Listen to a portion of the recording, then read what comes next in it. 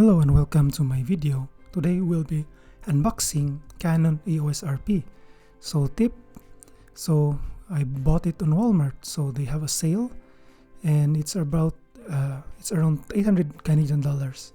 So this is the cheapest I did according to my research. So in other stores you're gonna get it about 1,000 more with the body only. So this is a very legit, made in Japan. And I just bought the body only. It's because I have a lens already, a 50mm. So this is how the box looks like, and we have some manuals, the charger, and yeah, we have the charger.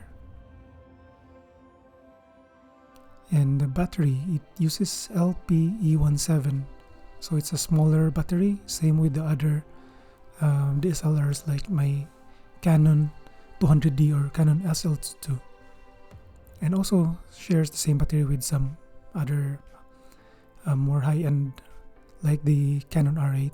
And we have the strap, so it says Canon EOS RP, and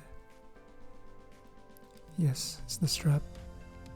So looking inside, we'll be taking a look at the camera itself. So here it is. So yeah, so open it slowly. Then yes, it looks gorgeous. It's very shiny and it's a legit brand new. And by the way, if you buy it on used market, the price is about the same, but you know, why buy used when you can buy brand new? So yeah, it's flawless. It's never been touched. And also open the sensor. So we have the 35mm sensor full frame.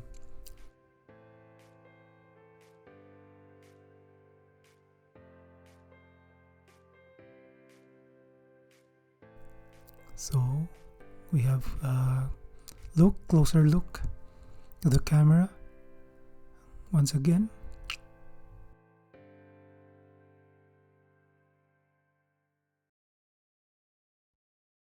So this is the HDMI. So it has a mini HDMI and the HDMI, and we have the mic for using a microphone. And we have the headphone input.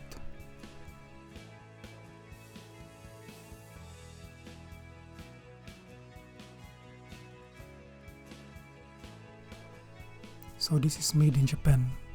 I'll show you. So this is legit. And take a look at the inside, the battery compartment and the SD card slot. Then we're almost done with the unboxing. So I charged the battery for about 2 hours. So make it fully charged. So let's put the battery inside and my SD card.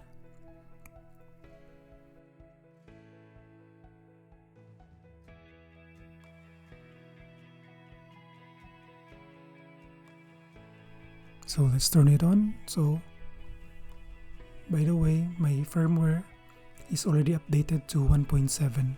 So I already have the 24 FPS in full HD.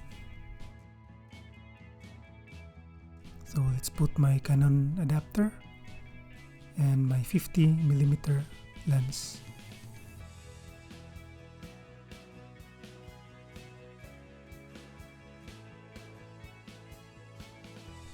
Alright, so let's give it a shot. Turn it on.